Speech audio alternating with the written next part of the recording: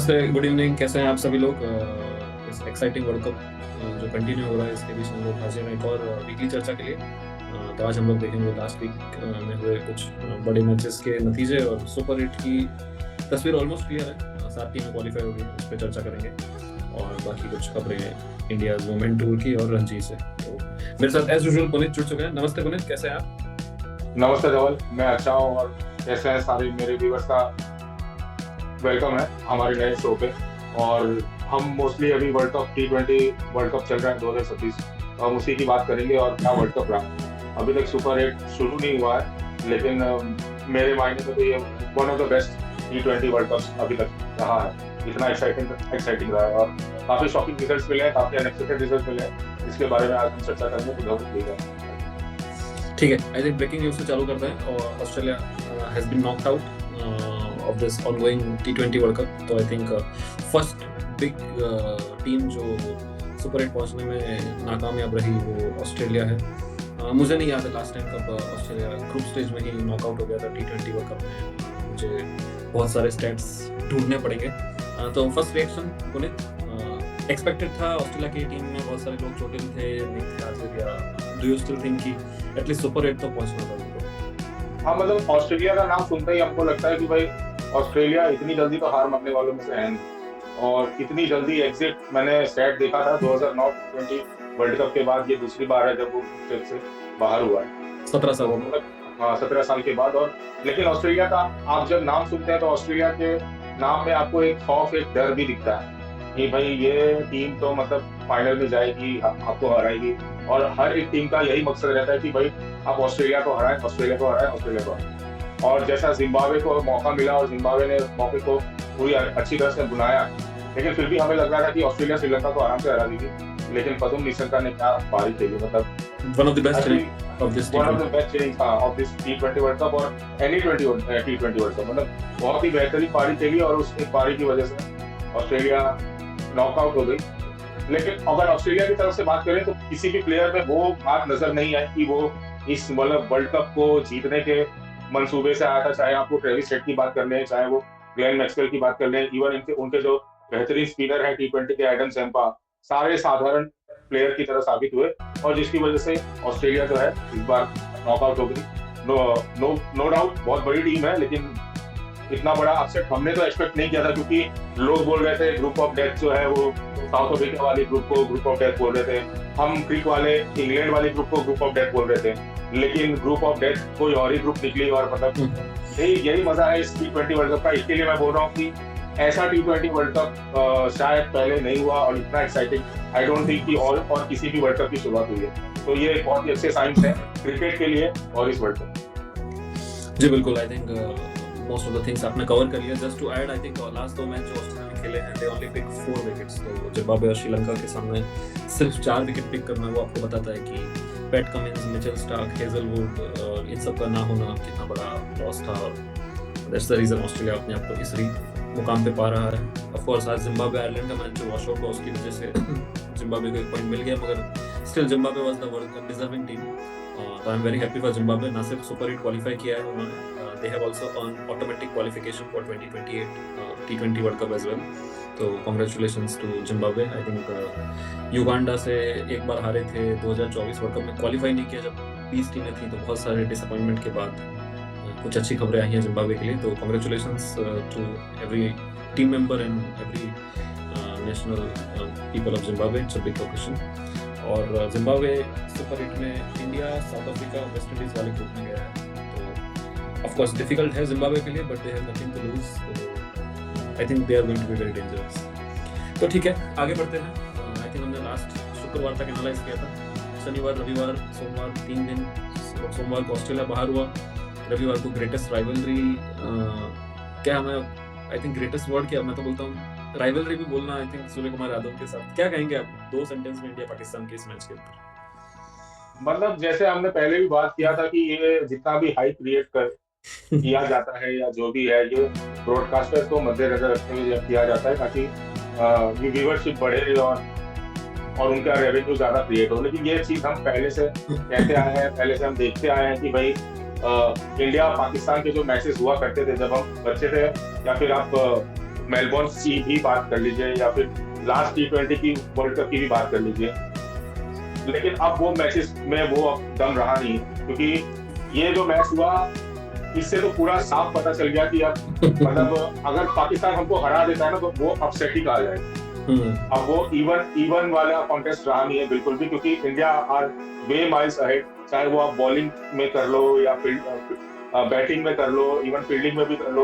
वो उन लोगों ने उस्मान तारिक करके आए, तो इसके लिए थोड़ा बहुत डर हमें भी था कि भाई वो कैसी बॉलिंग करेंगे, उनको प्लेयर्स कैसे करेंगे। लेकिन जो हमने पहले विजुअल्स देखे थे कि उनको अच्छी तरह से उन्होंने प्रिपेयर किया।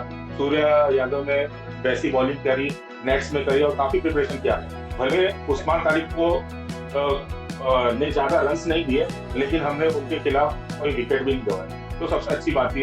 इंडिया का पहले से गेम प्लान यही दिख रहा था कि उनको ओवर्स निकालने हैं। उसमें एक अच्छे दो तीन चौके भी मारे सूर्य कुमार यादव ने, जो बहुत ही अच्छी बात है। लेकिन अब ये ग्रेटेस्ट राइवलरी, ये बात जो है ये कहना बंद कर दें। जो अप्रोच था पाकिस्तान का वो देख के तो मतलब मैं पूरा डिसअपॉइंट था, और ये जो वर्ड है ग्रेटेस्ट राइवलरी का, आई थिंक अब इसको बरी कर देना चाहिए, क्योंकि ये अब राइवलरी भी नहीं है। जी बिल्कुल, आई थिंक जब चेस चल रहा था मुझे एक समय भी ऐसा नहीं लगा पाकिस्तान है चेस में। और मुझे मिसबा की बात बहुत अच्छी लगी। आई थिंक उन्होंने कहा कि पाकिस्तान को देख के ऐसा लग रहा है वो 175 नहीं 275 चेस कर रहे हैं। तो आई थिंक निशंका ने कल बताया, माना पिच और कंडीशंस अलग कि अगर 180 185 आपको मिला है तो कैसे चेस करना है, हर बॉल पे नहीं मारना है। तो मेरे हिसाब से पाकिस्तान के लिए वो इम्पोर्टेंट मैच था। They should have watch how Nishanka and Mendis go about the chase. तो ये तो हो गया संडे का जिक्र। सैटरडे इसके अलावा आई थिंक आपने ये मैच शायद मूवी थिएटर में देखा, तो आप अपना वो एक्सपीरियंस साझा करना चाहेंगे, कैसा रहा मूवी थिएटर में और अन्य दर्शकों के साथ मैच देखना? मूवी थिएटर में आपको वो जो ग्राउंड वाली फीलिंग है उसका 20% कह ले या 10% कह ले, वैसी थोड़ी फील आती है। क्योंकि मैं तो पहली बार बड़े पर्दे पे देख रहा था, और मतलब हर जब भी एक चौका जाए या एक छक्का जाए सब मिलके जश्न मनाते थे। और ये वन साइडेड मैच था, और वन साइडेड मैच में हम मोस्टली देखते हैं कि भाई हम बोर हो जाते हैं, हम आधे में टीवी बंद कर देते हैं या फिर हम कहीं चले जाते हैं, कुछ काम करने लगते हैं। बट यहाँ पे क्या है कि वो वन साइडेड मैच भी इतना अच्छा लग रहा था, क्योंकि हर एक विकेट पे लोग तालियां बजा रहे थे, लोग उछल के नाच रहे थे।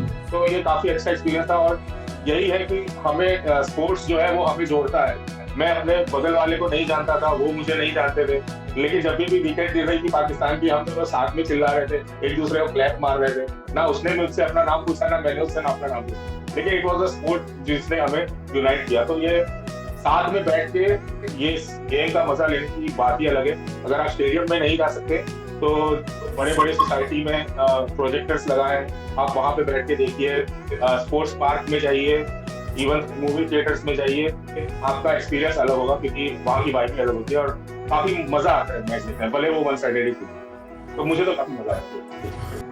ठीक है, तो सुपर 8 के ग्रुप्स पे आ जाते हैं। आई थिंक सुपर 8 का first group India, West Indies, South Africa और Zimbabwe. India South Africa clear favourites आपके लिए, या आपको लग रहा है वन ऑफ जिम्बाब्वे या West Indies can spoil the party? Zimbabwe से तो अब मुझे इतना उम्मीद नहीं है, क्योंकि जिम्बाब्वे को जितना शॉक देना था आई थिंक वो इस वर्ल्ड कप में दे चुके हैं। आई थिंक उनके लिए यही बहुत बड़ी अचीवमेंट है कि वो ग्रुप स्टेज से निकल के वो सुपर 8 में आए। तो I don't think, but you never know, on a given day anything can happen. But West Indies से मुझे डर है, और West Indies on a given day वो डेंजरस है। हाँ, बहुत डेंजरस है। वो साउथ अफ्रीका बोल रहे हैं या इंडिया बोल रहे हैं, वो दोनों को हराने की क्षमता रखता है। और मैंने तो उनको एक्सपेक्ट नहीं किया था कि वो ग्रुप स्टेज क्रॉस कर सकेंगे, लेकिन जब उन्होंने ग्रुप स्टेज क्रॉस किया, और आई थिंक वो चारों अपने सारे मैच जीत के आ रहे हैं। यस, एक इटली से बाकी है, बट वो भी अज्यूम करते हैं कि जीत ही जाएंगे। हाँ, वो भी अज्यूम करते हैं कि अब जीत ही जाएंगे। और आई थिंक वो पहले या आई थिंक वो थे पहले या साउथ अफ्रीका, मतलब उन दोनों में से कोई पहला टीम था जो क्वालिफाई किया सुपर 8 में। I think West Indies. तो हाँ, वेस्ट इंडीज था पहला टीम जिसने सुपर 8 में क्वालिफाई किया। तो मतलब उन्होंने जो स्टार्ट किया है वो काफी काबिले तारीफ है। और आई थिंक बहुत ही कम लोगों को ये एक्सपेक्टेशन होगी कि वो इस टाइप का स्टार्ट करेंगे, या फिर वो पहली कंट्री बनेंगे क्वालिफाई करने के लिए। इवन काफी लोगों ने प्रेडिक्शन की थी कि वेस्ट इंडीज नेपाल का मैच भी वेस्ट इंडीज नहीं जीतेगा, लेकिन वो भी मैच वो जीत गया। तो वेस्ट इंडीज को तो मैं कभी भी हल्के में नहीं लूंगा, या फिर ना ही हमारे जो प्लेयर्स है वो लेना चाहिए। तो I think from this 3 any 2 can go for इनसे बता। जी, आई थिंक मेरी भी सेम रहा है। हालांकि मैं पिक फिर भी इंडिया साउथ अफ्रीका को करना चाहूँगा, मगर हाँ वेस्ट इंडीज़ को इग्नोर नहीं कर सकते। तो इंटरेस्टिंग रहेगा मैचेस देखना इन ग्रुप्स के। इन ग्रुप्स के मैचेस होंगे अहमदाबाद, दिल्ली, मुंबई, और इंडिया के आई थिंक 2 मैचेस चेन्नई और कलकत्ता में भी हैं, तो वहाँ पे इनके मैचेस रहेंगे। मैं साउथ अफ्रीका इंडिया और साउथ अफ्रीका वेस्ट इंडीज़ जाने का मेरा प्लान है स्टेडियम में, तो आपके साथ शेयर करूँगा कैसा रहता है एक्सपीरियंस। तो ये तो हो गया ग्रुप 1। ग्रुप 2 पे चलते हैं। इंग्लैंड, न्यूजीलैंड, श्रीलंका, और अभी के लिए अज्यूम कर लेते हैं कि पाकिस्तान क्वालिफाई करेगा। नामीबिया को तो चलो हरा ही सकते हैं, हालांकि कल क्या होगा हमें नहीं पता, बट चलो अज्यूम कर लेते हैं अभी अपने एनालिसिस के लिए कि पाकिस्तान है 4th। तो इस ग्रुप में से आप 2 फेवरेट जो सेमीफाइनल में पहुंचेंगे? I think New Zealand and Sri Lanka पे मैं जाऊँ। ओके, श्रीलंका इसलिए क्योंकि एक तो वो होम कंडीशंस है उनके लिए, और दूसरी ये कि वो अभी बहुत ही बड़ा विन लेके आए हैं। ऑस्ट्रेलिया को टूर्नामेंट से बाहर करने का जो उनके ऊपर जो कॉन्फिडेंस है वो वाकई काबिल तारीफ है, और उसकी वजह से उनको काफी कॉन्फिडेंस आया होगा, इसीलिए, और प्लस कंडीशंस उनकी है, तो इसीलिए मैं श्रीलंका को बैक करूंगा। और इंग्लैंड को इसलिए नहीं करूंगा क्योंकि इंग्लैंड अभी मुझे फुल फ्लेवर में दिखाई नहीं दे रही, क्योंकि इटली ने उनको काफी दिक्कत दी। हाँ, इटली, नेपाल ने उनको दिया ही दिक्कत, वेस्ट इंडीज ने उनको हरा दिया, और इटली ने भी काफी दिक्कत दिया। तो वो जिस लेवल का वो अभी गेम खेल रहे हैं वो लेवल दिख नहीं रहा, इसके लिए मैं इंग्लैंड को नहीं पिक करूंगा। और न्यूजीलैंड जब नॉकआउट्स का बात आता है तो न्यूजीलैंड सबसे आगे रहता है, तो न्यूजीलैंड तो हमेशा रहेगा उधर। तो न्यूजीलैंड एंड श्रीलंका। और पाकिस्तान को पाकिस्तान की बात ही नहीं, क्योंकि जिस तरीके से उन्होंने इंडिया के सामने परफॉर्म किया है, भले दे आर राइवल्स और जो भी बोलो, लेकिन as a cricket fan I am disappointed with their performance, और काफी सारे इंडियंस डिसअपॉइंट हुए होंगे, क्योंकि ऐसा तो गेम हमने नहीं एक्सपेक्ट किया था। वो लास्ट, मुझे याद आ रहा है, लास्ट वर्ल्ड कप में उनको 120 का टारगेट मिला था, उन्होंने इस बार भी उसे क्रॉस नहीं किया। चलिए, यहाँ हमारी राय थोड़ी सी अलग है। मैं न्यूजीलैंड तो पिक करूंगा, मगर मैं श्रीलंका के ऊपर इंग्लैंड को पिक करना चाहूंगा। मुझे ऐसा लगता है कि Phil Salt, Buttler, Brook, Jacks, I think firepower बहुत है। मेरे को पता है कि चले नहीं है, मगर मैं एक्सपेक्ट कर रहा हूँ कभी तो चलेंगे। तो अगर फायर पावर की बात करूँ तो मुझे लगता है कि श्रीलंका से ज़्यादा फायर पावर है, तो मैं इंग्लैंड को बैक करूँगा। और ऑफ कोर्स डेंजरस टीम दोनों है मेरे लिए, श्रीलंका भी है और पाकिस्तान को इसलिए डेंजरस बोल रहा हूँ कि सारे मैचेस श्रीलंका में है, तो कहीं ना कहीं उसका एक एडवांटेज इंडिया के सामने तो बहुत बड़ा गल्फ है, मगर आई थिंक इन सब टीमों के सामने शायद वो गल्फ उतना ना रहे। तो मेरे लिए ये ग्रुप एक्चुअली बहुत इंटरेस्टिंग है, क्योंकि इसमें चारों टीम को मैं ऑलमोस्ट ऑन पार ही मान रहा हूँ, मगर हाँ just because of superior batting power मैं न्यूजीलैंड और इंग्लैंड पिक कर रहा हूँ, मगर इन 2 एशियन टीम्स को मैं इग्नोर नहीं करूँगा। तो मेरे लिए जस्ट बिकॉज जिम्बाब्वे क्वालिफाई किया है, इसकी वजह से मेरे लिए ये एक स्लाइटली टफर ग्रुप है टू एनालाइज, बट हाँ लेट्स सी, आई थिंक 10 दिन में पता चल जाएगा कौन होंगे हमारे सेमीफाइनलिस्ट। तो this is what our prediction looks like.